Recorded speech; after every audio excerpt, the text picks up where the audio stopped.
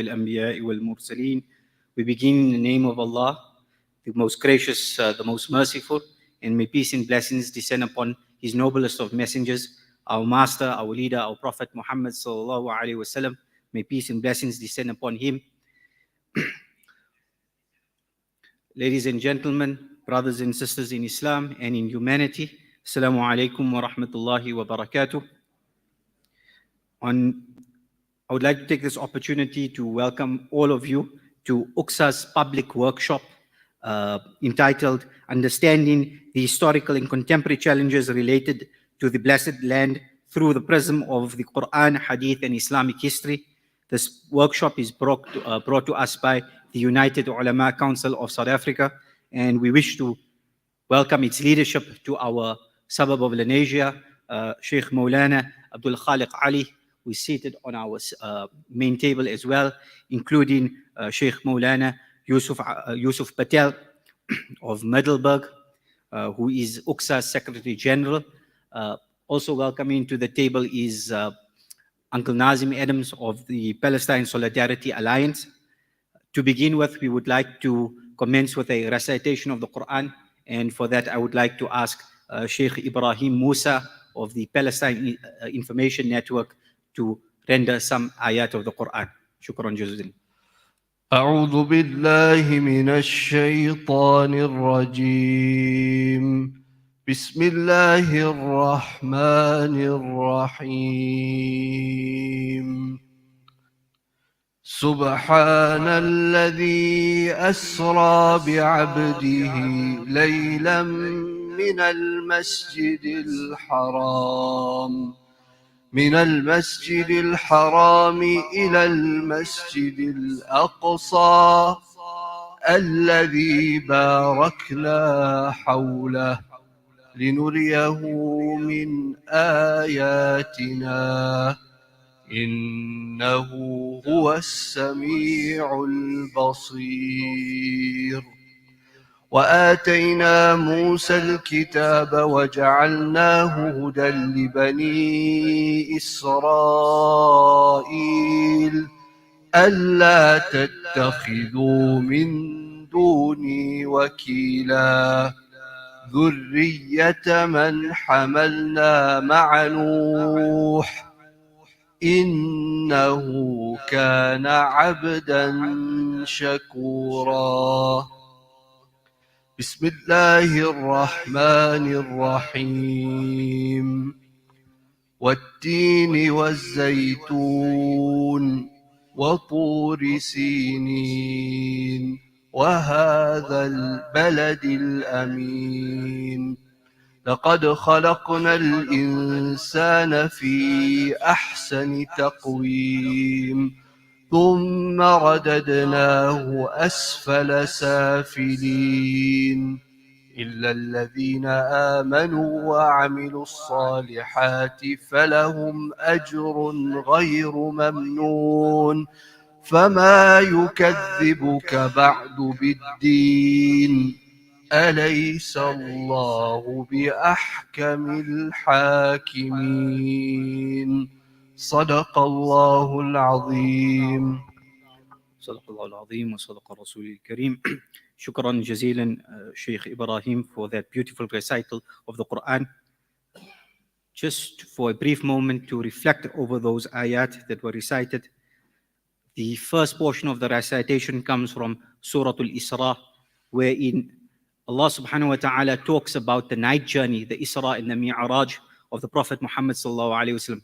His night journey from the blessed land, from the blessed city of Mecca to Jerusalem itself, and then his ascent into the heavens.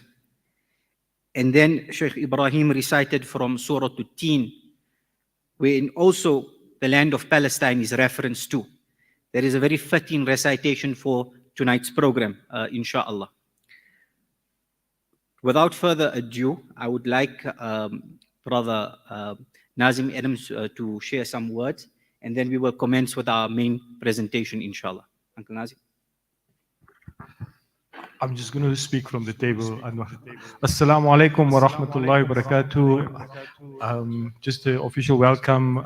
We really glad as the PSA to be hosting this event together with Maulana Musa from the Palestine Information Network. We were here just a short while back, a few months back, when we hosted the Amnesty speaker, Saleh Hijazi. Today we have Dr. Khalid, and we are truly honored to be part of this program. It is a national program organized by AlAqsa, so we're really glad for that. I think central to all of us is the connectivity between South Africa and our struggle against apartheid, and our identification automatically with the people of Palestine who are suffering and a similar kind of oppression, and of which many people have described as being even worse than apartheid. Every effort that we make is geared towards liberating Palestine from its oppressors, from the Zionist oppressors, its occupation. We remain firm on our commitment with the Palestinian people for the right of refugees to return to their homes, for an end to the indiscriminate killings, an end to the detentions without trials, and the inequality which exists in so many different spaces and in so many different manifestations across Palestine. But today we have a guest who is going to focus on something very close to all of our hearts, and that is Masjid Al-Aqsa. It is a unifying factor for the people of Palestine, but also for the Muslim world in general, and for believing people in general around the world, and for its sanctity to be maintained and to be protected. So it is with this that we jumped at the occasion to say, yes, we will host Dr. Khalid ElAwaisi today, and we are really glad that even on this cold winter's night that Lenasia still comes out. But it will be a miss for me if I don't also point out that we have a strong delegation from the Benoni PSA here, so welcome. Let's give them a round of applause. Thank you for traveling all this way. You are dedicated activists and comrades in the Palestine Solidarity Movement. And then just the last part is today's an presentation, and then there's questions. So please feel free to raise your questions with us. We will try and manage it from the floor. Shukran. Without further ado, we will be moving on to tonight's main feature of the United Ulama Council of South Africa's workshop program, which will be a presentation by our guest speaker, Dr. Khalid El-Awaisi. Dr. Khalid El-Awaisi is the Executive Director of Islamic Jerusalem Research Academy, which is based in Turkey. The doctor's main specialty is in historical geography of Beit al-Maqdis and the geographical interpretations of the Qur'an. In 2007, Dr. Awaisi published a groundbreaking monograph on mapping Islamic Jerusalem, in which he was able to unearth the geographical extent of Beit al-Maqdis itself. Dr. Awaisi hails from a Palestinian family, hailing from Al-Khalil in Palestine, and we would like to take this opportunity to welcome him, and shukran jazilan.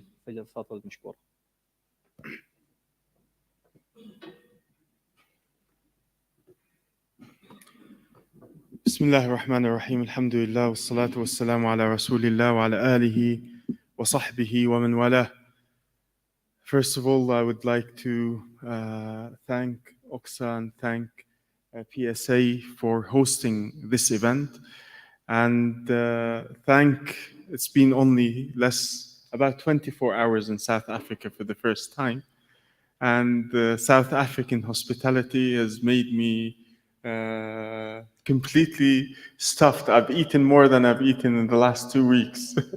So Jazakumullah khair to everyone who has been extremely generous in this visit. Talking about this issue, this is not a Palestinian issue.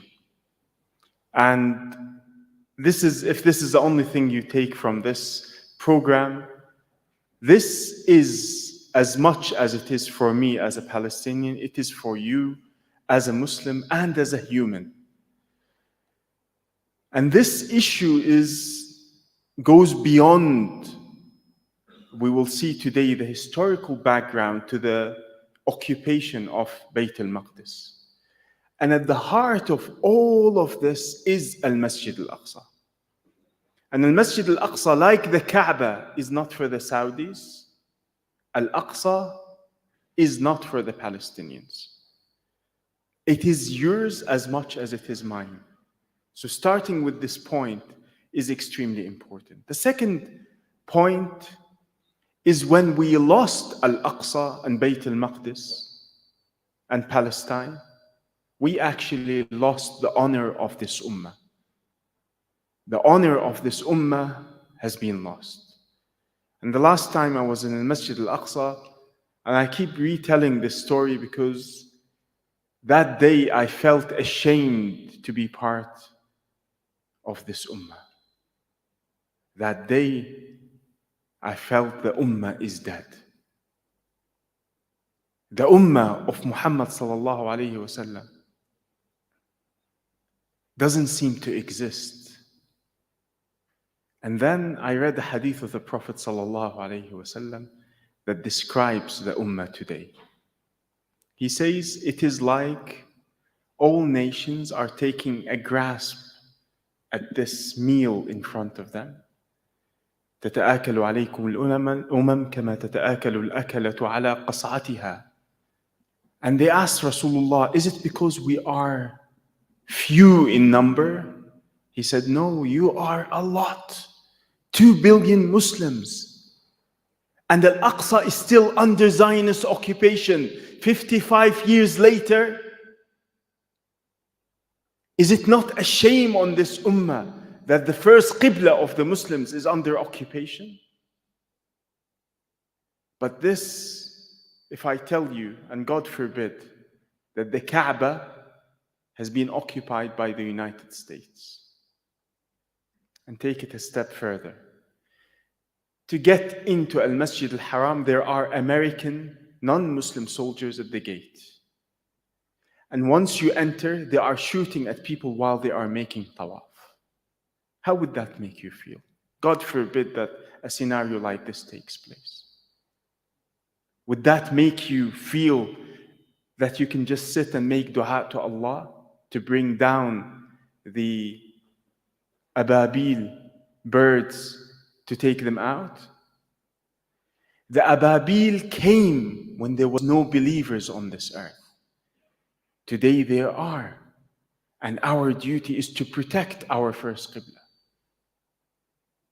And Al-Aqsa is no different than the Kaaba. It is the only 2 mosques mentioned in the Qur'an by name, Al-Masjid al-Haram and Al-Masjid al-Aqsa. For this reason, it is the duty of every Muslim, and I will tell you the story that made me feel ashamed of this ummah at the end of this presentation. Because that day I was hurt. Your brothers and sisters are hurt while they are defending Al-Aqsa on your behalf. Al-Aqsa is not theirs. But who are the Palestinians? Do you know who they are? They are you and you are them. Palestinians are not just Arabs. Palestinians are Arabs, Turks, Kurds, Africans, Indians. They come from every part of the Muslim world. And they settled, and today they are called Palestinians. They represent this ummah. And they are the best of this ummah. As Rasulullah said about them, لا تزال طائفة من أمتي. There is a group of my ummah on the right path. And they shall stay on the right path, no matter how people let them down. Until the promise of Allah comes, we ask them. We asked Rasulullah, where are they? He said, in Bayt al-Maqdis and around Bayt al-Maqdis. But let's take this a step further. The Nakba. When did the Nakba start? Many people think the Nakba started in 1948. This was the second Nakba. When did the first Nakba start? With the British occupation in 1917. The British are no less worse than the Zionists. They are the ones that created the Zionist state. So we need to be aware of the story, but we skip this 30 years of the story because of another greater Nakba, which is the occupation of the mind. When your mind is occupied, you think your enemy is your friend and your friend is your enemy. When you're confused and you do not know the right from wrong, that is a worse Nakba.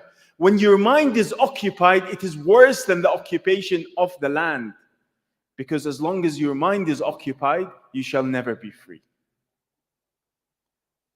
In 1917, and this is what I want to concentrate on, General Allenby, when he occupied Bayt al-Maqdis, he said in December 1917, "Today the Crusades have ended."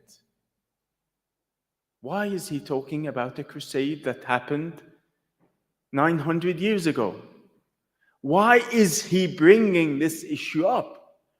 Because the crusade never faded away from the Western mentality. From the time Salah ad-Din liberates al-Masjid al-Aqsa and brings it back to the Muslims, the crusades, every single century, try to take Bayt al-Maqdis back. But this time they put it in a new form, and we will come to this. You need to bear in mind the current American president says if there was no Israel, America would have to create an Israel that serves its interests. See, this is beyond a Jewish Zionist state.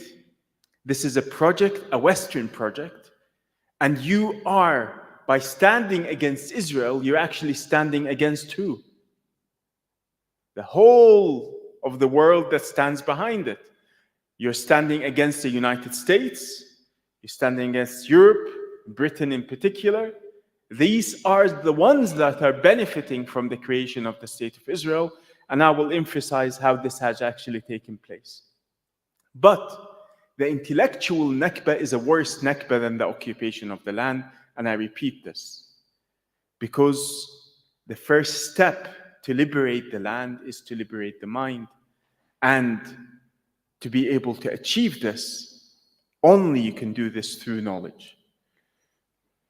Today, what is called the Middle East, a terminology that is an insult to the people in that region. Because who is the center? According to South Africa, that region is the northeast. Yes? It is to the north of us. But when the Europeans put themselves as the center and the world rotates around us, Eurocentric, then they are the Middle East. And Indonesia and Malaysia is the Far East. And this and that is the Near East. So they decide everything according to where you are from my position. Imagine someone comes and gives the name of your child.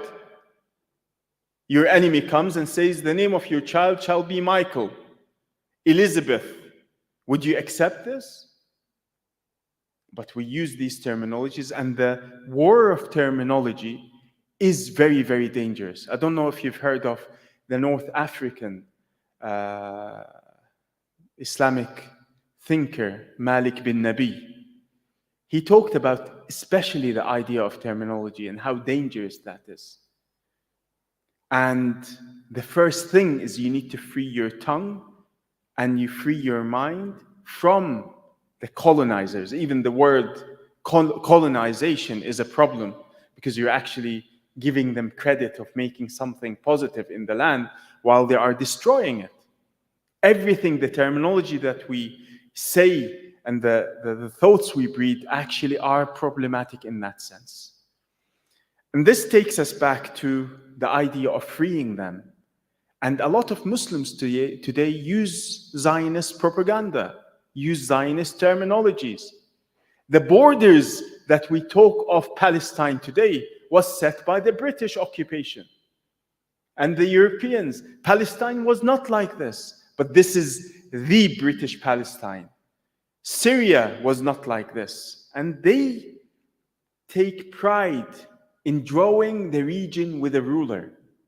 They decide if you're going to be a Palestinian, a Jordanian, a Lebanese, a Syrian. According to what? according to a line they put in the sand. And this comes with a full baggage and a full package, which is the nation state. The nation state was not something that was natural in this region, in the Muslim world. We were all one country under the Ottomans, with different provinces being ruled. And then this is not good enough. You have to divide them and make them, the British have a divide and rule policy. You divide people and you get them to fight amongst each other, and you rule them the way you would like this to be done. From the time the mind was occupied, you have so many Nakbas have taken place in Bayt al-Maqdis and around Bayt al-Maqdis. But let's take this to the starting point.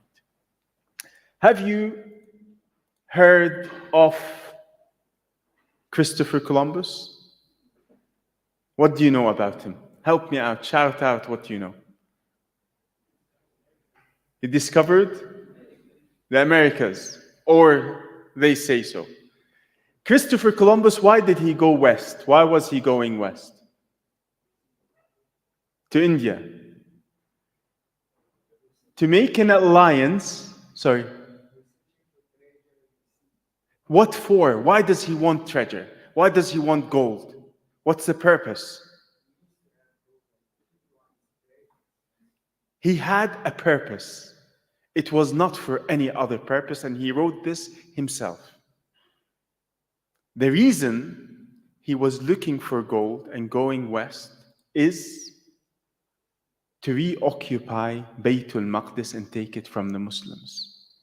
He wrote this in his memoirs. And this book that you see in front of you, written by Carol Denley, she discusses directly from his memoirs what his aim was, is to reoccupy Bayt al-Maqdis and take it back from the Muslims. Have you ever heard of this before? This crusader mentality never died out. This is a few centuries after Salah ad-Din. So when you know that General Allenby, when he enters the city, he says, today the Crusades have ended, this legacy is an old legacy that the Europeans have in their mind. The second is Napoleon. Have you heard of Napoleon? He came, occupied Egypt in 1798. Then he said, I am a Muslim. And he went to Al-Azhar and he called himself Ali Bonaparte. But then he went to Palestine and he called the Jews of the world and he said to them, come and I will create for you a state in Palestine. I will build for you the temple. But Napoleon was secular. It was after the French Revolution. Why is he playing with religion? He played with religion to get the Muslims to accept him. Now he's playing with the Jews. The Jews were not interested in his proposition. And they said, we are happy under the Ottomans. They treat us well. We don't want the state. So how do you convince the Jews that they need to accept nationalism? And they need to accept the idea of nation state. The answer was in Christian Zionism. And Christian Zionism comes well before Jewish Zionism, and it is very dangerous. It is more dangerous if it's not as the same danger as Jewish Zionism. What is Christian Zionism then? Christian Zionism, evangelical Christians who would like to take the Jews back to Palestine. This is from 1800. Take the Jews back to Palestine. For what purpose? Because they love the Jews? Actually, most of them are anti-Semitic and hate the Jews. Why are they doing this then? For Jesus Christ to come back, the Jews need to be taken back to Palestine. We need to create a state for them. We need to take Jerusalem under their control, they need to build the temple for Jesus to come back. Do you think this is a very strong religious movement in the United States? I hear it's also growing in South Africa. This is a very dangerous ideology. The end goal is to destroy Al-Masjid Al-Aqsa. And the money is being raised for the destruction of Al-Masjid Al-Aqsa by Christian Zionists across the world. But how did this Christian Zionist movement start? It started with the Jewish, what's written there? I cannot read the title. The London Jewish Society for the Promotion of Christianity amongst the Jews. This is how they started. They wanted to convert the Jews to Christianity. They failed in this project, so they developed this project into another dimension. And they started trying to have influence in Bayt al-Maqdis by building the first Protestant church. And they achieved to do two things. The first is to build a Protestant church in Bayt al-Maqdis for the first time. The second is to have the first foreign embassy in the city of Bayt al-Maqdis. A British consulate in Bayt al-Maqdis. This was during the occupation of Muhammad Ali Pasha, the rebellious Ottoman governor against the Ottomans. He went to occupy Bayt al-Maqdis and allowed the Europeans open gates, and he persecuted the Muslims and allowed everything for the non-Muslims. The idea of this consulate, actually a lot of people were behind it. Starting with, you see these individuals here. Palmerston was the foreign minister. Then you have the one behind Palmerston's idea. Palmerston was looking at this, what is Britain going to gain out of this? And he became later the prime minister. But the driving force behind this was actually his son-in-law, Jared Kushner. Yes? Like Trump and Jared Kushner. This guy, it was Palmerston and his son-in-law, Shaftesbury, and they were connected through mother and daughter. The British developed a system where they said, we need to create a buffer state, a buffer zone, a buffer state that will serve the West, and this will be in the heart of the Muslim world. What will this state be? It has to serve Western interests. And now building Jewish nationalism, the only people can achieve this, we can achieve two goals with one stone, two birds with one stone, through doing both of these two things together, using the Jews as a tool. And when I mentioned these names, particularly Shaftesbury, he was anti-Semite. He was against the Jews voting in Britain, and at the same time, he wants to get rid of the Jews and send them to Palestine. This idea was to develop, in order to divide the Muslim world, was to create a buffer state in the heart of the Muslim world so that the Muslim world will collapse. And this is actually what they achieved and what happened. The Ottomans were aware of this, so Sultan Abdul Hamid II, may Allah have mercy on his soul, he linked the region of Bayt al-Maqdis immediately to Istanbul. It was directly under him, to stop the Jewish migration, to control the situation, and to have everything within his realm. And he made the region of Mutasarrifiyat al-Quds, you can see it in the map, quite a large area, different from the map that we have of Palestine today. Theodore Herzl, with the first Jewish Congress, came to Sultan Abdul Hamid and offered him to do what? We will pay all the Ottoman debt in return for not an independent Jewish state, for a semi-independent Jewish state under the Ottomans. They were not looking for something, and Sultan Abdul Hamid refused all the gold they promised him personally to the state.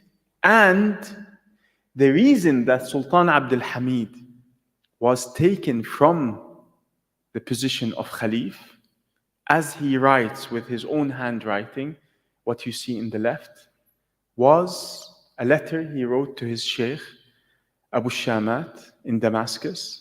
He said the reason that he was taken from this position, he was dethroned, is his opposition of the creation of a Jewish state in the Holy Land. That was the direct reason of taking Sultan Abdul Hamid from the throne. And then immediately, Ittihad and Taraqi opened the gates of Jewish migration, and soon after, the British occupied the land. But the British and the Europeans were very clever in giving us new identities.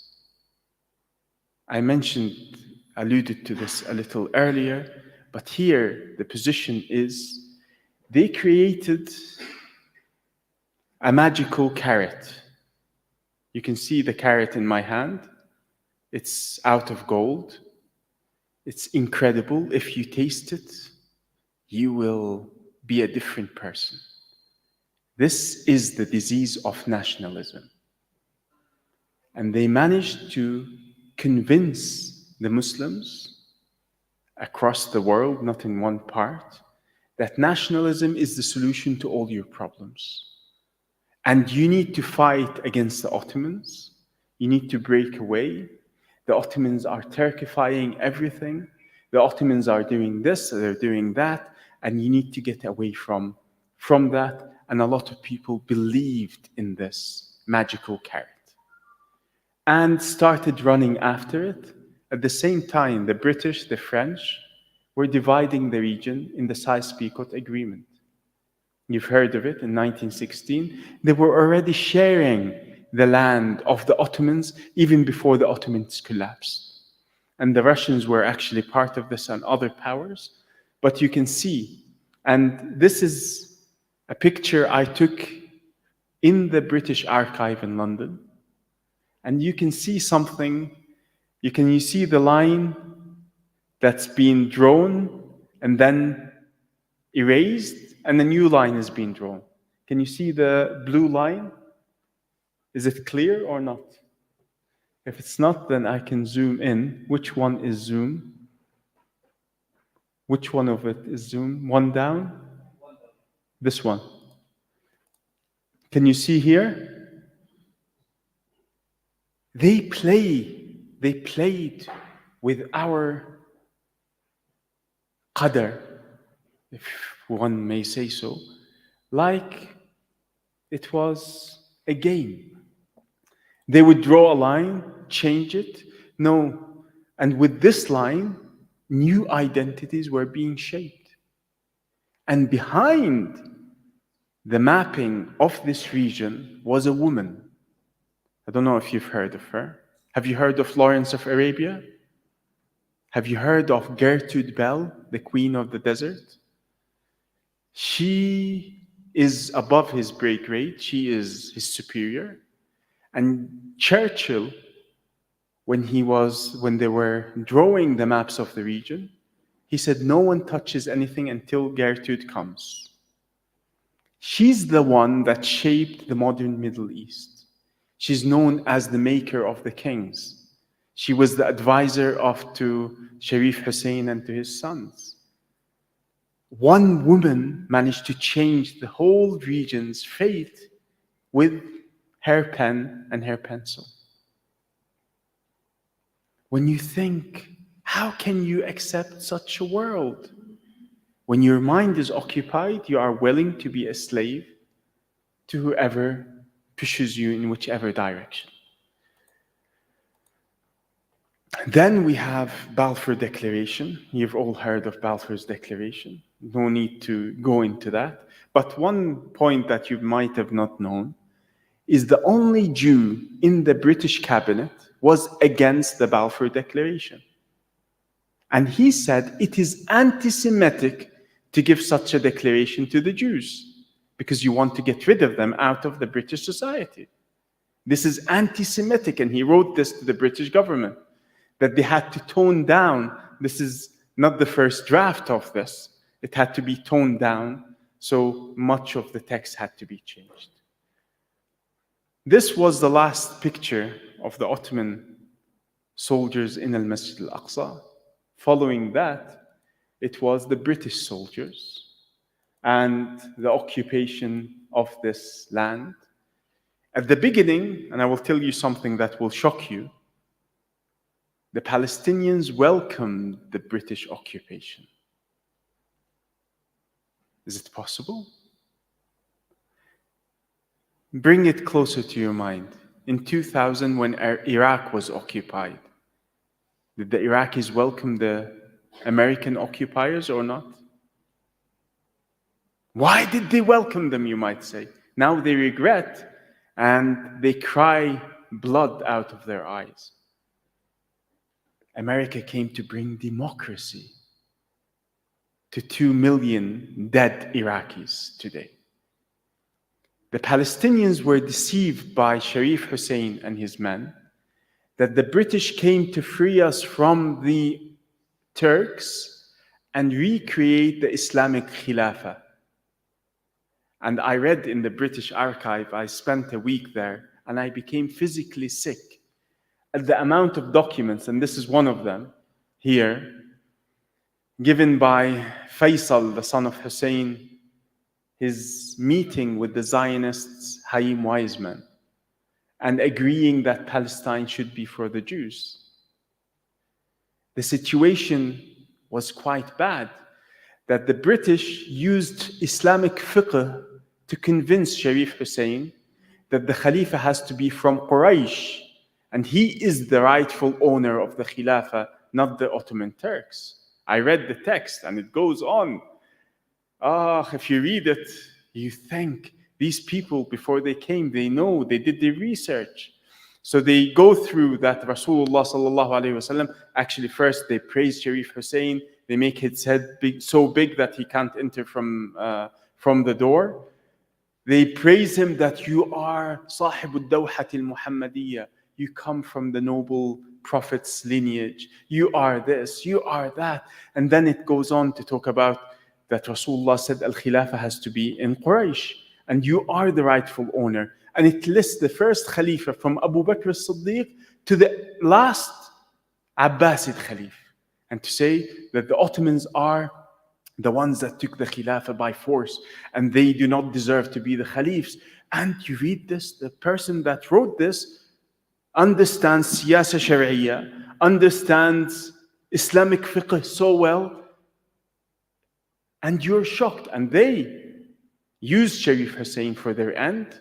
And then, when he said, I am ready to be the Khalif, they said, what Khilafah? We want to destroy the Khilafah.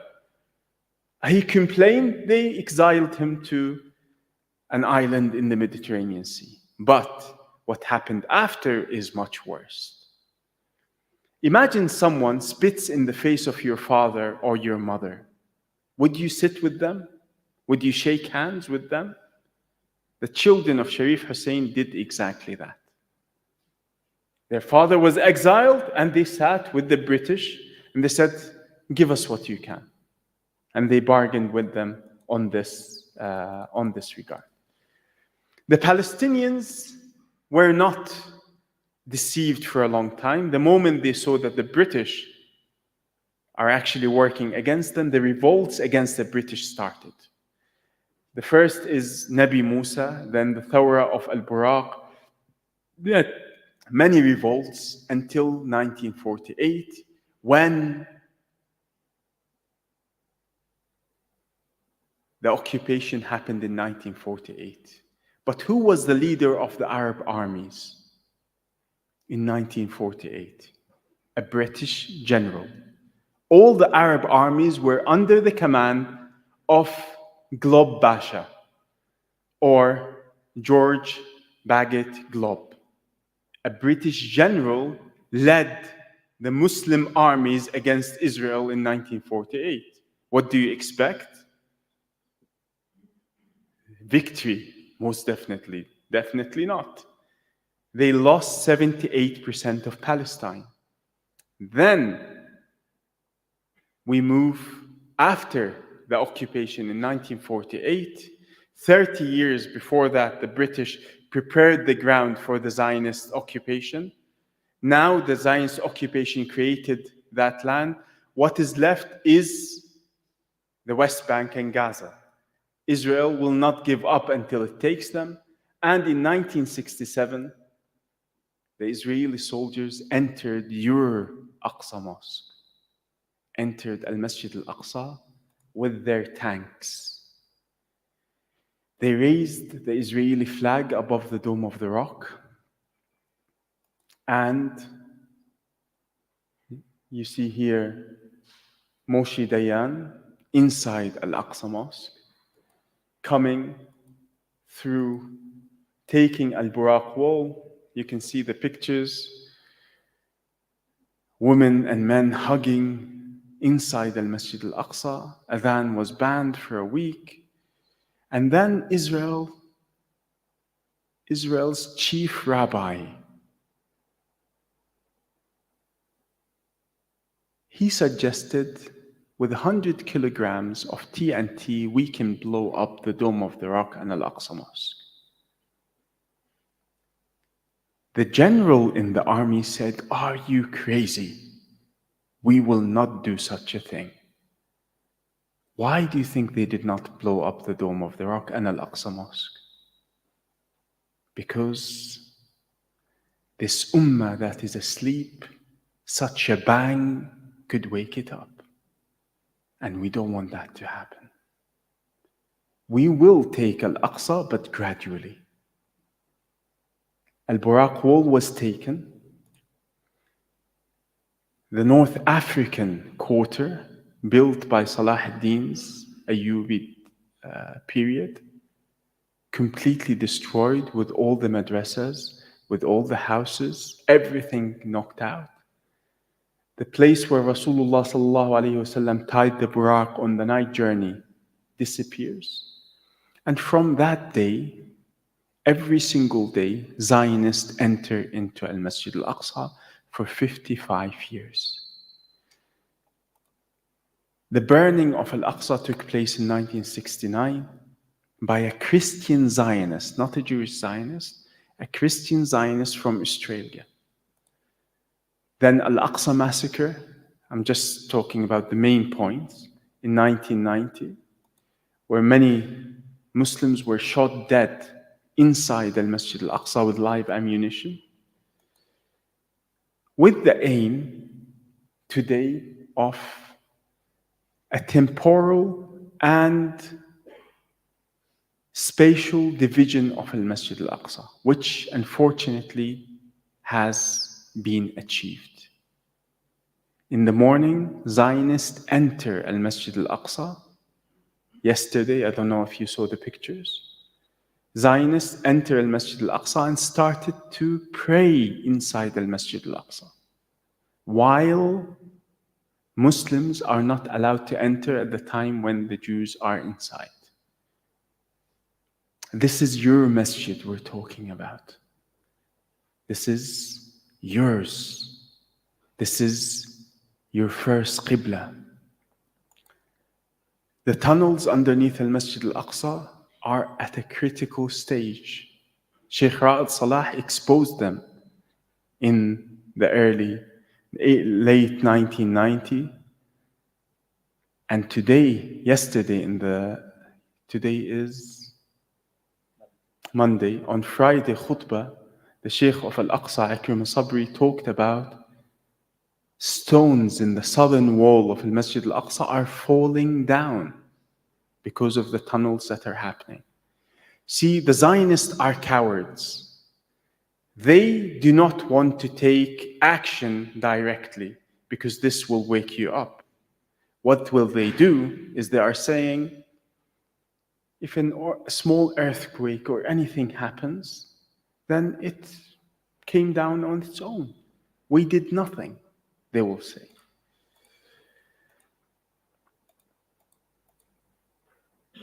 The people around Al-Masjid Al-Aqsa are defending and putting their life on the line. Every day you hear of your brothers and sisters being arrested, beaten up, injured, and killed around Al-Masjid Al-Aqsa. When Al-Aqsa was closed for 2 weeks in 2017, they stayed in their thousands outside the gates of Al-Masjid Al-Aqsa until the Zionists removed the barriers and allowed them to enter. The last stage of Christian Zionism has been achieved by the deal of the century. And see, Donald Trump talked about Israel as the capital, Jerusalem as united Jerusalem, not East or West Jerusalem, all of Jerusalem as the eternal capital of who? Not just of Israel, the Jewish people. And when all the Muslim leaders met in Istanbul, they came up, actually only 14 of them turned up to the meeting. The other 50 odd, Muhammad MBS called them and he said, Al-Aqsa is not our issue, do not go to this meeting. And it's been documented. And some of them sent their driver, someone sent his minister, someone sent someone from an undersecretary, but only 14 out of the leaders turned up. And their concluding remark, they said, East Jerusalem will be the future capital of a future Palestine. You see where Donald Trump is? Jerusalem, eternal, united Jerusalem is the eternal capital of the Jewish people, not just Israel. And where are we? East Jerusalem will be the future capital of the future Palestinian state. And East Jerusalem, by the way, is only 14% of what Jerusalem is. So you implicitly accepted that 76% is Jewish. Moving the embassy is breaking international law in this regard, because the whole of the world recognize that East Jerusalem, between quotation marks, is occupied. But today, this is not the case. Al-Masjid Al-Aqsa is in grave danger. And as was mentioned before me, Al-Masjid Al-Aqsa is a uniting factor. We saw this in last Ramadan in Al-Aqsa. Al-Aqsa united the whole of Palestine, whichever part of Palestine you came from. Even under the Israeli citizenship, those stood against the everyone united around Al-Masjid Al-Aqsa. And Al-Masjid Al-Aqsa is a uniting factor for all the Muslims because it is yours as much as it is mine. For this reason, any danger on Al-Aqsa is a danger on you. And what is happening in Al-Masjid Al-Aqsa, what Israel is aiming as the first stage, is to achieve the following. Divide Al-Aqsa by time and space, like they have done in the Mosque of Ibrahim in Al-Khalil. And I will conclude with these points. And in the questions, we can talk about what we can do ourselves for this issue. But what is happening is, first, there will be a division of Al-Aqsa, which already is in place in terms of mornings for the Jews, afternoons and other times for Muslims. This is a starting point. The second, which also the Imam of Al-Aqsa talked about, is allocating large chunk of Al-Masjid Al-Aqsa for Jews. And every time they try to do this, the Muslims try to stop them from doing that. Like in the Marwani, Masjid Musalla al-Marwani, Sheikh Ra'ad Salah and the Muslims there opened it up for Muslim prayer. They tried recently to take Babur Rahmah, the gate of Rahmah and Tawbah, and the Muslims went and broke the Israeli lock and entered into that building, which has been closed for 19 years. Now they are talking about taking a chunk of Al-Masjid Al-Aqsa and sealing it off and not allowing the Muslims in that area. But all of this is in preparation for what? For taking the whole of Al-Masjid Al-Aqsa and its destruction. These are images that take place in Al-Masjid Al-Aqsa nearly on a daily basis. You can see in this image here, the Zionist soldier attacking these elderly women at the gate of Al-Masjid Al-Aqsa, and you can see the fear in their eyes, and you can see the viciousness in his eyes. This woman, I cannot show you the next picture because her hijab was pulled off at the gate of Al-Masjid Al-Aqsa. Muslim men and women are not allowed to enter, while Zionists are now praying congregational prayers in Al-Masjid Al-Aqsa. They are making sujood, the Jewish sujood, inside Al-Masjid Al-Aqsa, next to Bab Ar-Rahmah. There is not a single day where Al-Aqsa is not intruded by soldiers and by settlers, while your Muslim brothers and sisters are outside. You saw in the month of Ramadan, this Ramadan, the use of ammunition. In the last Ramadan, you saw the use of different forms of weapons inside Al-Masjid Al-Aqsa.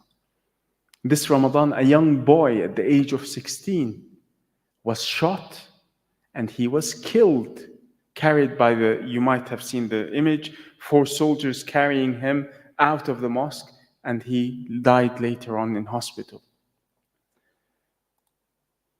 18 people lost their eyes because the soldiers are shooting immediately at the eyes with the rubber-coated guns. And the story that made me ashamed of this ummah happened 7 years ago when I was in the Masjid Al-Aqsa.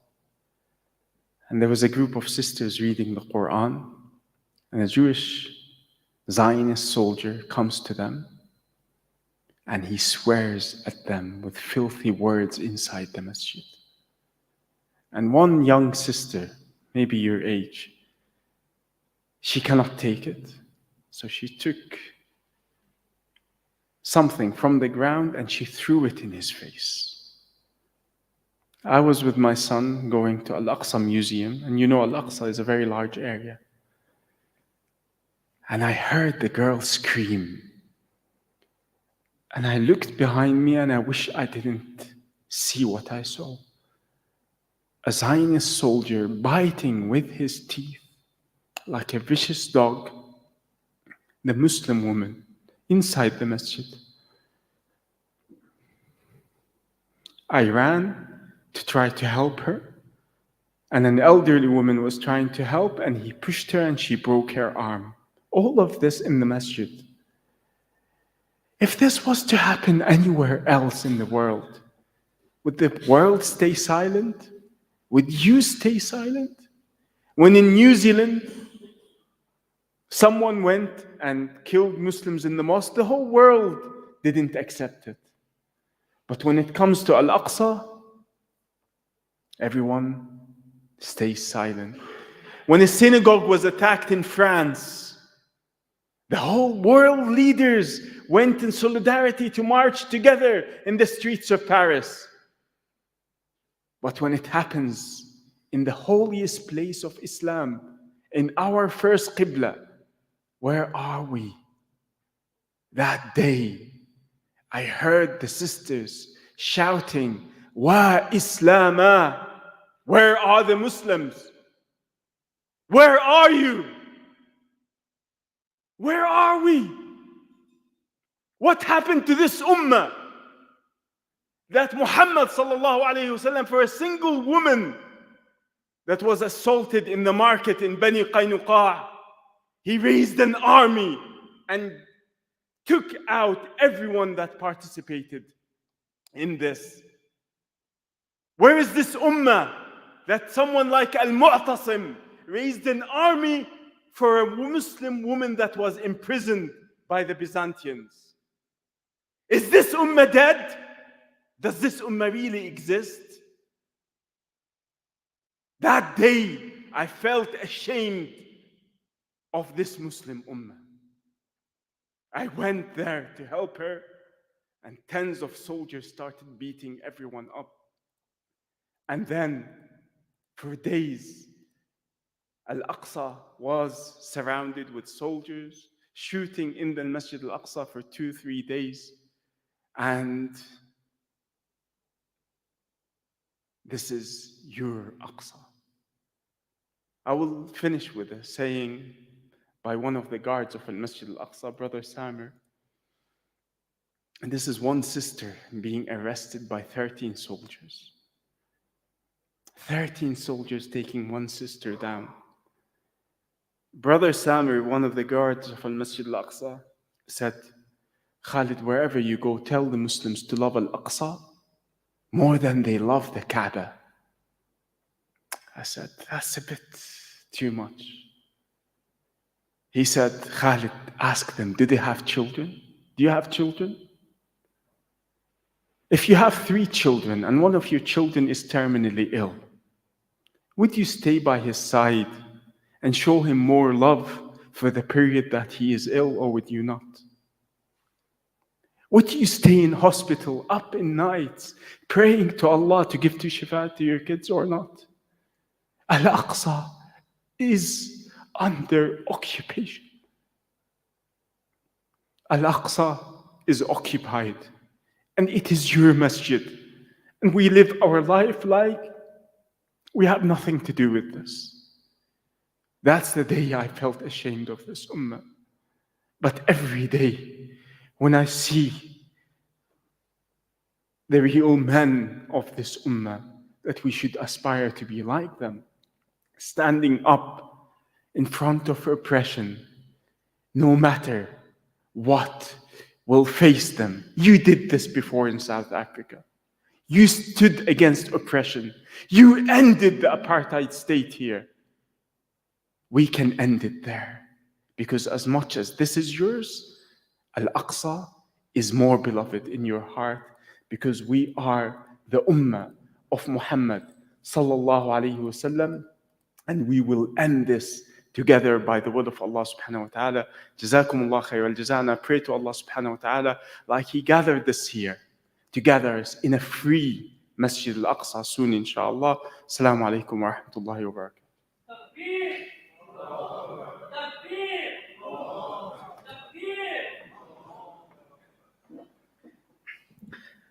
Assalamu alaikum wa rahmatullahi wa barakatuh.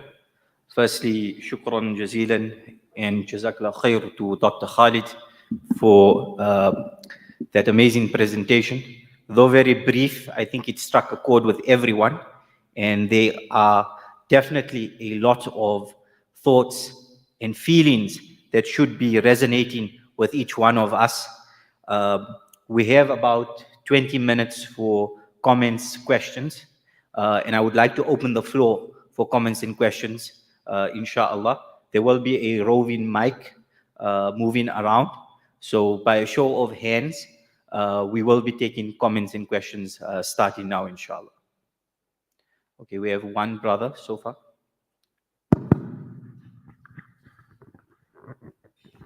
Alhamdulillah, salatu wassalamu ala Rasulullah. Ahmad Jamal, Egyptian community. I like to start my comment with this slogan: Al-Ardu lana, the land is ours. Al-Quds lana, Al-Quds is ours. Wallahu biquwwatihi ma'ana. Allah with His power is with us, inshallah. Jazakallah khair, Dr. Khalid, for this workshop. The picture you show us, Turkish soldier, Jews, they catching our sister like this. The similar it happened in Egypt with a Muslim soldier. not Muslim shoulder, Sisi shoulder. The same thing it happened with the ladies in Palestine.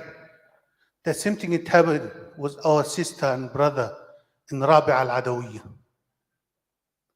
Egypt is the heart of the Middle East. Egypt, all of them, our enemy, they knows if Egypt wake up, all the ummah will wake up. For that, they kill our president Morsi. For that, they brought this Sisi to be a president of our beloved country, but it's not going to continue. Now they are playing in the ground, our youth. They put hundreds of thousands of scholars, professors, doctors in the jail because of Israel. To trouble our masjid, our qibla. They are scared from the voice that comes from Egypt to Palestine.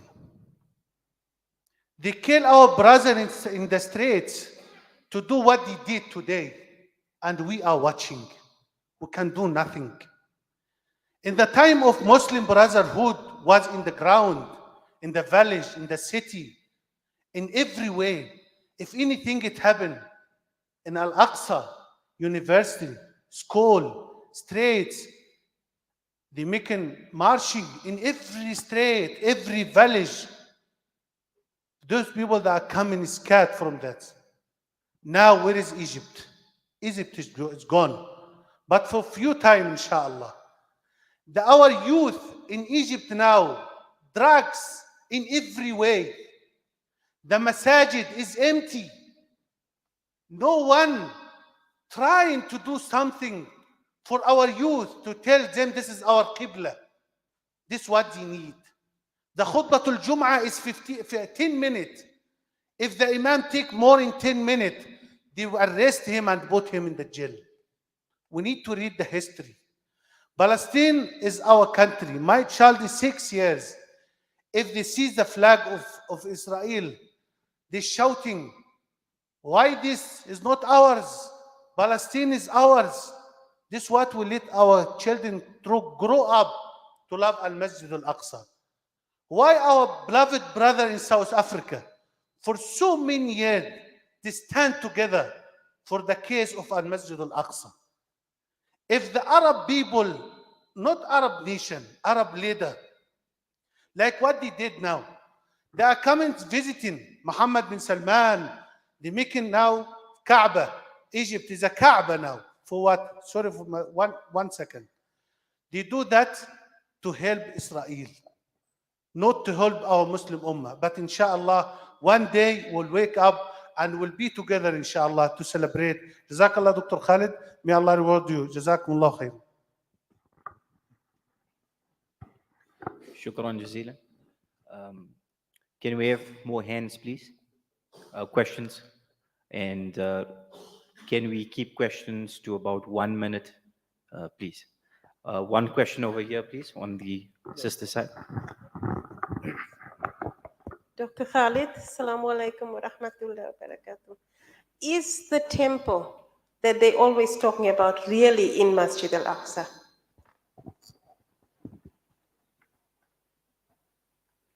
Okay, that's one. Another question from the brother side. Please go ahead. Jazakallah. Assalamu alaikum wa rahmatullahi wa barakatuh. I think it is critical. Dr. Khalid has mentioned a few important points. However, it is equally important for us to remember, particularly as a non-Arab community, that we need to go 100 years back from 1917 and understand that where did the architecture of the state of Israel start, because it started 100 years prior to 1917. And it is important for us to reflect on this. But it is equally important, and I want to quote our Ustad Maulana Ihsan Rahmatullah Alayhi, who said that only when Al-Aqsa becomes an integral part of the educational system of the Muslim community will Al-Aqsa be liberated. And that is where our problem is. We have taken Al-Aqsa out of the education of our children. It is the plea must be made to those who are responsible for education in the Muslim schools to introduce the teachings of Al-Aqsa into the schools so that the preservation of Al-Aqsa may continue beyond our generation. Jazakallah. Before we move forward, we'd like to ask Dr. Khalid to respond, inshallah, to those 3 comments and questions. Shukran. Bismillah ar-Rahman ar-Rahim. Thank you for these wonderful questions. What is happening in Egypt, and what is happening in Syria, and what is happening across the Muslim world hurts. But when you look at this plan that they decided, the division of the Muslim world starts from Baitun Noor. And the occupation of Bayt al-Maqdis was the dividing factor that then divided the Muslims. Egypt is the most important power in the region for the liberation of Bayt al-Maqdis. Where do we know this from? From a geopolitical point of view, Egypt is the heart of the power. Salah ad-Din al-Ayyubi, when he wanted to liberate al-Masjid al-Aqsa, his teacher, Nur ad-Din Zinki, took Bilad al-Sham, but he could not do it Bilad al-Sham alone. So he sent Salah ad-Din to Egypt. And Salah ad-Din ended the Fatimid Shia Khilafah in Egypt first. And there was 2 coup attempts against Salah ad-Din, which he managed to survive. Like the Zionists were afraid when Muhammad Morsi took power in Egypt, the Crusaders were afraid of Salah ad-Din and they sent an army. But the Zionists learn from history and we do not. The Zionists, instead of sending an army to take Egypt, they had already planted a man in Egypt by Muhammad Morsi. He did the coup on their behalf. And they left the first elected president in prison to die. And he died in the prison in Egypt. May Allah have mercy on his soul. They know the danger of the Muslim youth. In Al-Aqsa, the brother mentioned drugs in Egypt. Next to Al-Aqsa, they distribute drugs for free for the Palestinian youth. Why do you say that? So Al-Aqsa will never be in your mind. You will be running after the dunya. But in 2011, what happened in North Africa, starting from Tunisia all the way to Egypt, revived the hope for this ummah. Even the young people who were after music and on programs, all of them came back to Allah and were ready to become shaheed. In Rabia, in Tahrir, in Tunisia, there is, the Prophet ﷺ said, Al-khayru fi ummati ila yawm al-qiyamah. Even these young people that they might be misguided now, the seed of Iman will one day prevail. So do not give up on the Muslim youth. Work with them. They need help. They're being attacked left, right, and center. They are in a very difficult position. May Allah protect our Muslim young men and women. They are, from whichever way you look, there is fitna coming against them. And Rasulullah ﷺ said, it is a time, it is like holding to cold fire in your hand. So, what the brother said about Egypt, definitely, from Egypt, from the rest of the Muslim world, it will start again. And these tyrants will end, inshallah Azza wa Jal. The second question, is the Jewish temple over the site of Al-Masjid Al-Aqsa? The answer is, there was never a Jewish temple on the site of Al-Masjid Al-Aqsa. And this is not my statement. This is a statement of Jewish archaeologists. They have been doing tunnels, digging under Al-Masjid Al-Aqsa since 1967. Jewish archaeologists said, Israeli archaeologists, we found no traces of any Jewish remains or temple in this area. Was Sulaiman alayhi salam a Jew? Was Ibrahim alayhi salam a Jew? Were they Jews? What does the Qur'an say?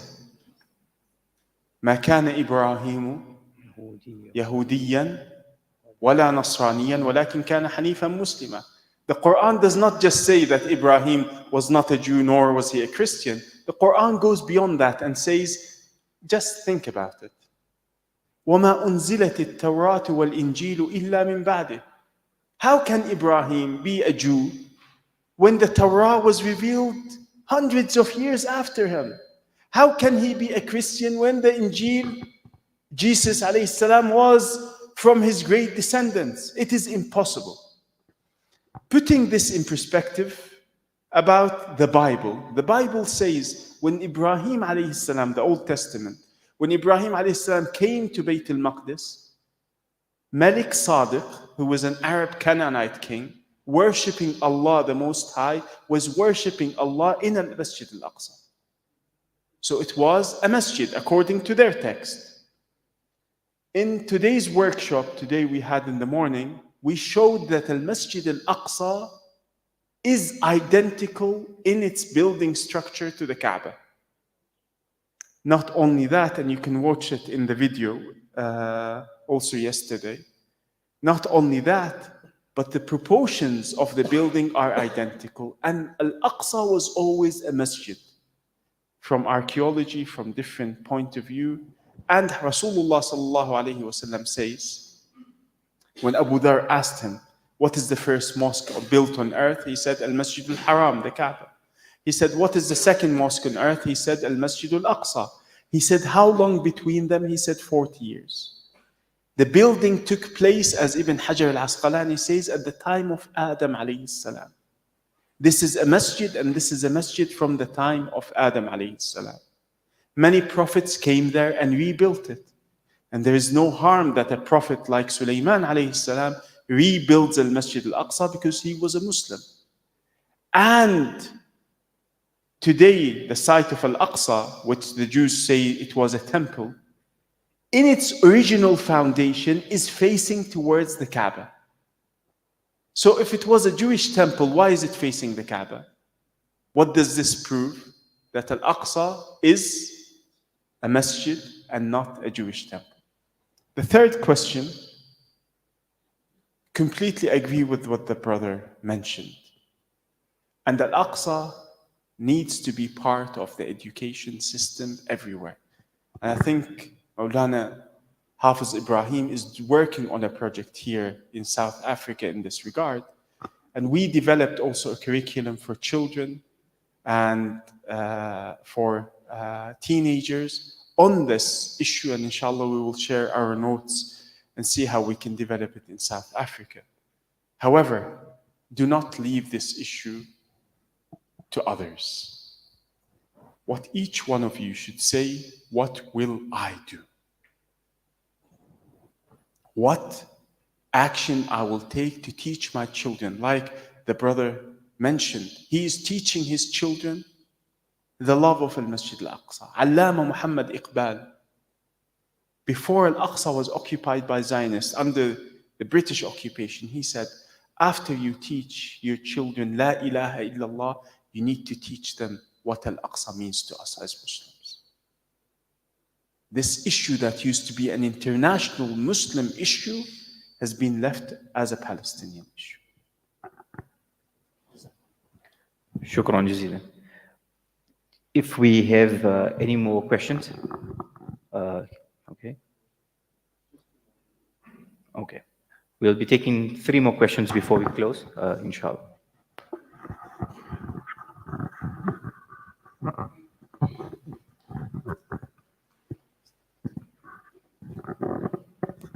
Assalamu alaikum, Dr. Sab.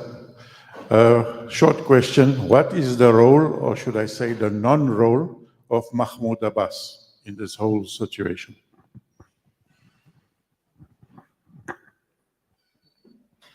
That's one. We have space for two more questions.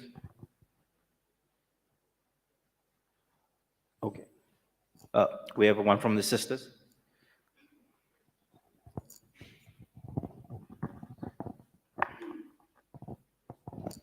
Bismillah. What books can we read to further educate ourselves on the topic of the whole Sultani Caliphate and the end of the Ottoman Caliphate, and then going on forward into the conquest of Baitul Maqdis?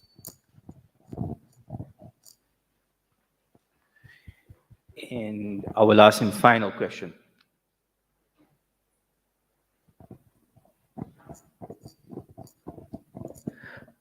Okay, I think we'll take those two. Mike, please.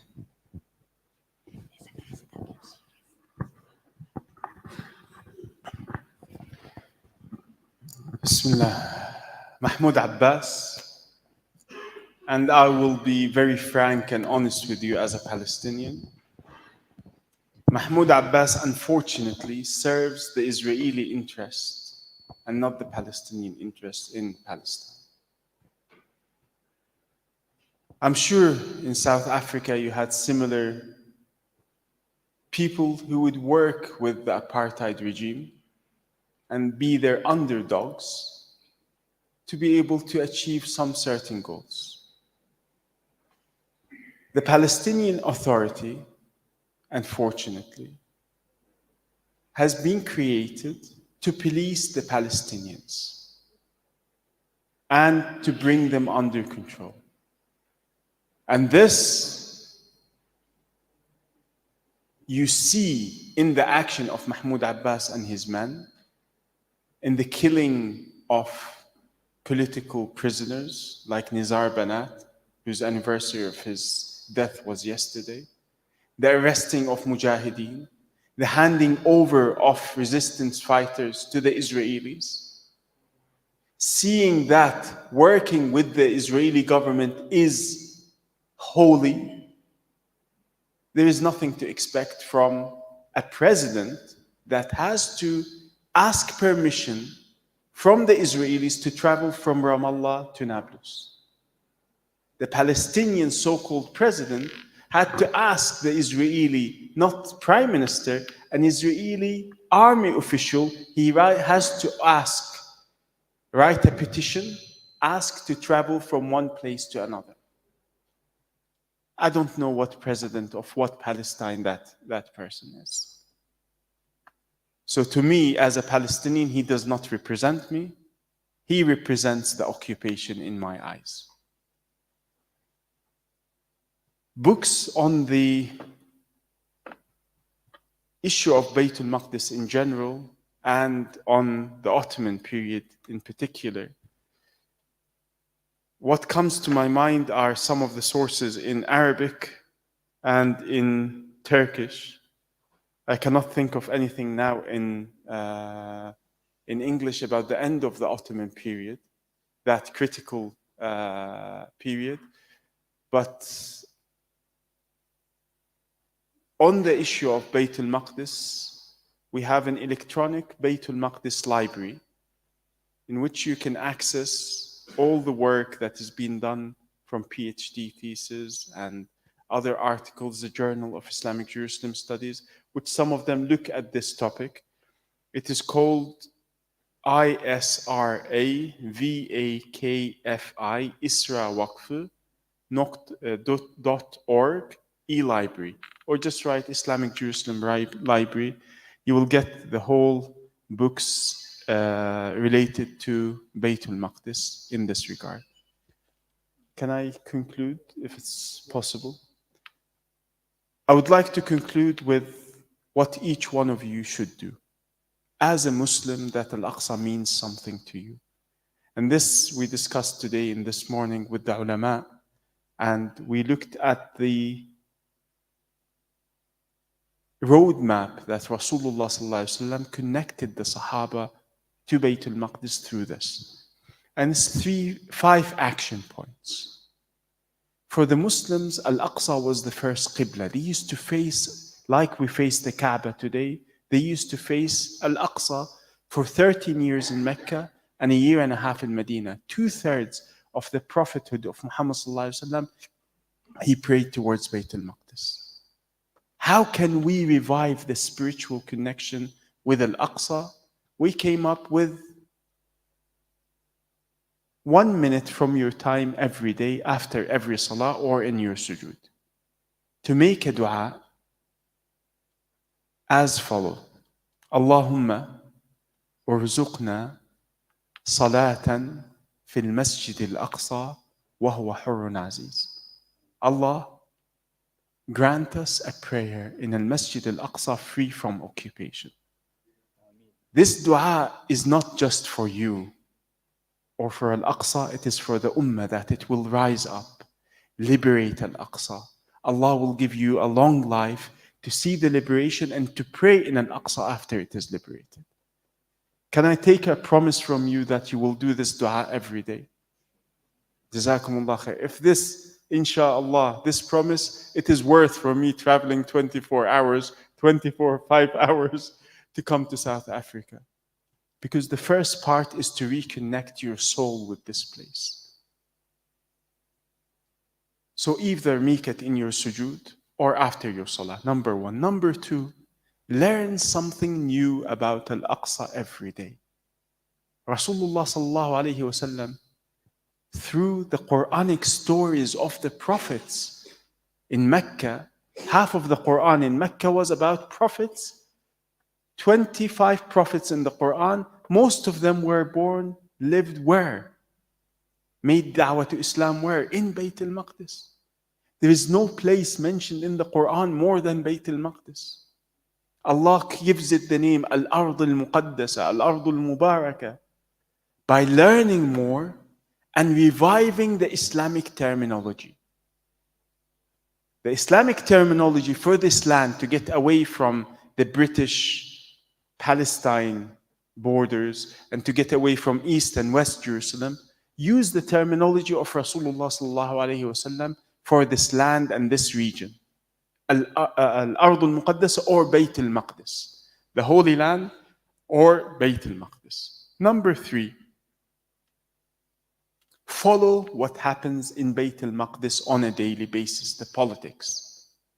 And we learn this from Rasulullah and the Sahaba. Have you heard of the first Quranic prophecy? Alif Lam Mim Ghulibat al-Rum fi adna al-ardi wa hum min ba'di ghalabihim sayghlibun. The Roman-Persian War. It happened at a time when the Sahaba were being murdered in the streets of Mecca, when 100 had to migrate to Africa, to Abyssinia. And the Quran is talking a war between Persia and Byzantium. What are we to do with this war?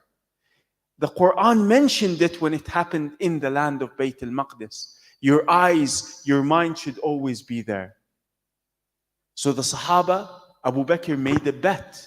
He made 100 camels, 100 she-camels, that the Romans shall be victorious within 9 years. And he got the approval from Rasulullah sallallahu alayhi wasallam. Today, it is easier than at the time of Abu Bakr to follow the news. Follow the pages of your brothers and sisters in social media. Wallahi, every day when I see Sister Hanad al-Halawani going to the gate of Al-Masjid al-Aqsa and being banned entry, at least send her a word of support. Jazakillah khayr al-jaza for doing this on behalf of us. I write to her and she immediately responds and she says, Inshallah, we are befitting the hadith of Rasulullah sallallahu alayhi wasallam. Sister Khadija, the brothers, the sisters who are doing this on your behalf, on behalf of this ummah, follow them and share what is happening in that land. Expose the real face of this Zionist entity. It is your job to expose the real faces. 1, dua every day. 2, learn something new about the importance. 3, follow the news. 4, please do not support the Zionists. You will tell me, impossible, we do not support them. Unfortunately, in what we eat and what we drink, we support them. Coca-Cola, I don't know if you've heard this, supports Israel with millions of dollars every year.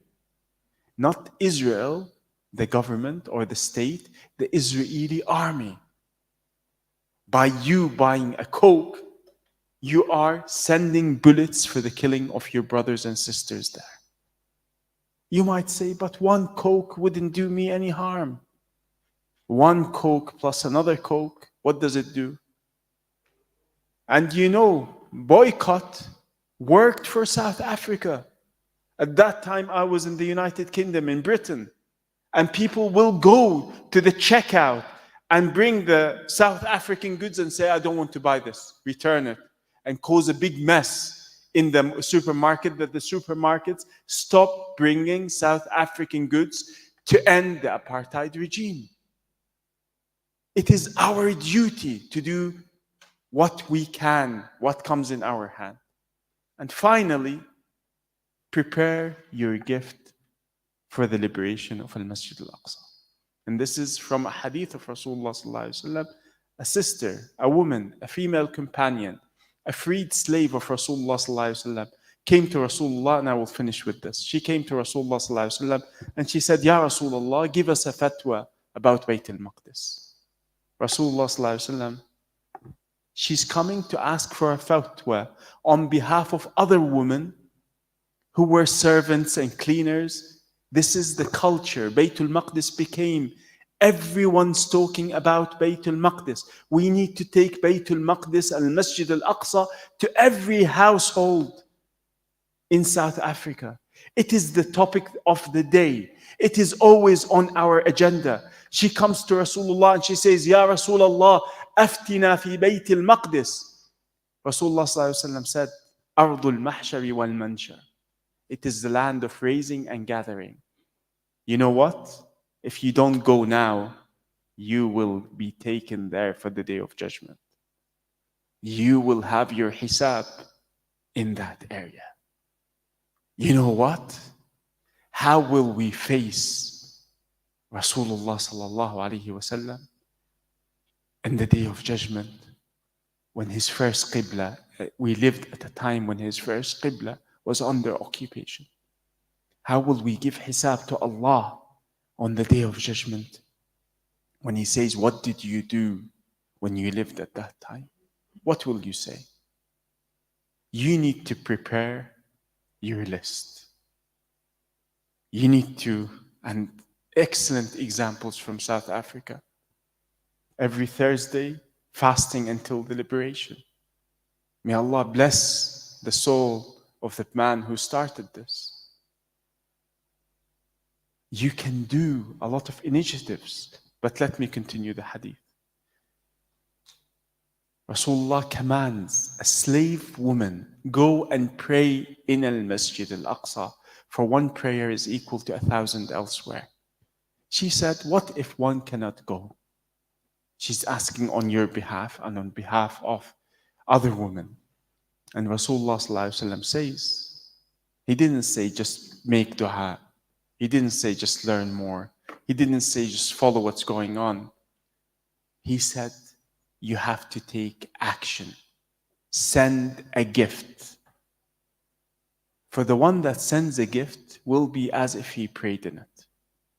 Actually, he said, send a gift of light to lighten its latrines. For the one that sends a gift will get the same reward of prayer. Your gift to Al-Masjid Al-Aqsa for the liberation, prepare it from now. The women of Diyarbakir prepared the gift they gave to Salah ad-Din to wash the rock of Bayt al-Maqdis with this gift they made with their own hands, rose water. A gift is mentioned in the Qur'an. The mother of Maryam gifted her child to Al-Masjid Al-Aqsa. The Ustad of Salah ad-Din, Noor ad-Din Zinki, gifted a minbar that stayed in al-Masjid al-Aqsa for 771 years until the Zionists burnt it. You think big, do not think small. Do not think I, as one person in this ummah, I can do nothing. One British spy, woman spy, managed to change what they call the Middle East and shape the Middle East and the borders of the Middle East. One single woman. Do not belittle yourself. You are part of the ummah of Muhammad. Make this ummah proud. Make Rasulullah sallallahu alayhi wasallam proud that on the Day of Judgment, when we stand with him, inshallah, we will be in his company on the Day of Judgment. But this needs us to take these 5 actions every day. You might say these 5 actions will not liberate Al-Aqsa. They will liberate Al-Aqsa. Rasulullah sallallahu alayhi wasallam says, قَلِيلٌ دَائِمْ خَيْرٌ مِّن كَثِيرٍ مُنْقَطِعٍ. Small but continuous is better than something you do big and you do it once and you forget it. Do something every day. What I asked you is 5 minutes of your time every day. This will reconnect you and your family to Al-Aqsa, and then you will be ready to take this spiritually, religiously, politically to a different level. Join the work of the Palestine Solidarity Alliance. Join the work of the ulama. Do something that you are good at. Ask yourself, what can I be good at? Maulana, he thought he can benefit this cause by writing a book. May Allah subhanahu wa ta'ala reward him. He wrote a book here for South Africa. You think, what can I serve? What are my strong points? I am good in making posters. I am good in joining rallies. I am good in doing this. Ask yourself, what will I face Allah subhanahu wa ta'ala on the Day of Judgment with what I did? I need to have a plan ready that when Allah asks me what you did for the liberation of Al-Masjid Al-Aqsa, I will have my answer. I ask Allah, like He gathered us this evening, and my apologies for talking too much, but the pain in my heart, I wish to convey to you, because this should be your pain, not just my pain, not just the Palestinians around Al-Aqsa. It is your Aqsa as much as it is mine. But I pray that Allah, like He gathered us in here, in South Africa, after the end of apartheid, I ask Allah to gather us in Baitun Noor after the end of the apartheid Zionist state, and in the Fatih prayer inside Al-Masjid Al-Aqsa. Wassalamu alaikum wa rahmatullahi wa barakatuh. Takbir! Takbir! Takbir! As we move to our conclusion, I would just like to carry Doctor's metaphor a little bit further. We spoke about Coca-Cola, which we also know as the Black Death. But there's a brand that all of us love in South Africa. They make amazing jackets. They make amazing woolen winter hats, gloves, scarves. But the founder is a very committed Zionist.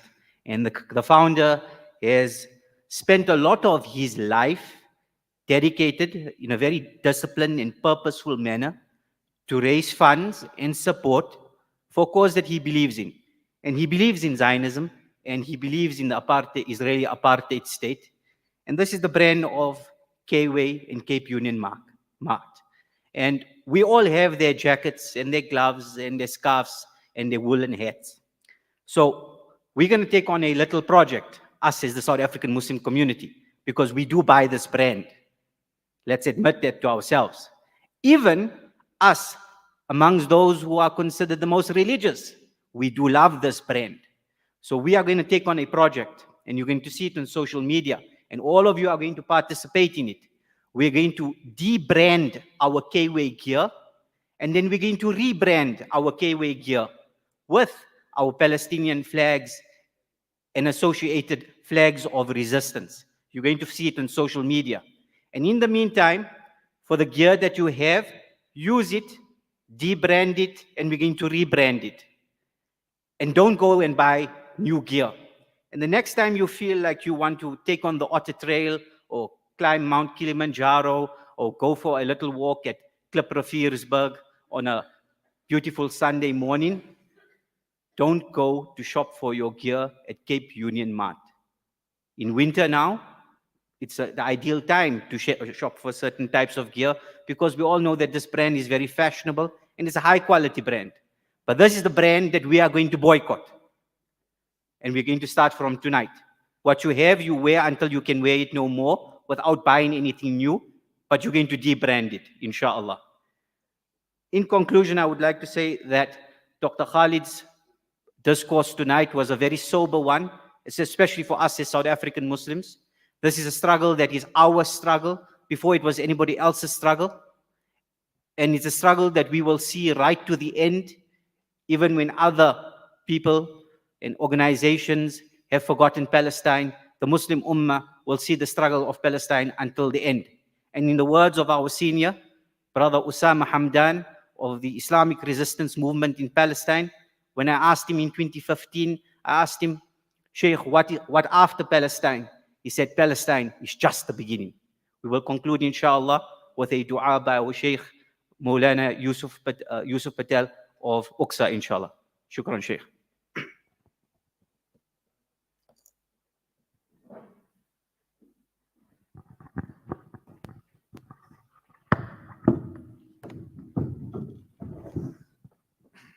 سبحان الله والحمد لله ولا إله إلا الله والله أكبر ولا حول ولا قوة إلا بالله العلي العظيم لا حول ولا قوة إلا بالله العلي العظيم اللهم صل على سيدنا محمد وعلى آل سيدنا محمد كما صليت على إبراهيم وعلى آل إبراهيم إنك حميد مجيد ربنا ظلمنا أنفسنا وإن لم تغفر لنا وترحمنا لنكونن من الخاسرين اللهم افتح لنا بالخير واختم لنا بالخير واجعل عواقب أمورنا بالخير بيدك الخير إنك على كل شيء قدير Wallah, liberate Masjid Al-Aqsa from the tyranny of the Zionists, Ya Allah. Grant us the honor and the privilege to contribute towards the liberation of the blessed land, Ya Allah, and bless us, grant us the opportunity of performing salah therein when it is freed from the tyranny and control of the Zionists. Wa akhiru dawana alhamdulillahi rabbil alameen.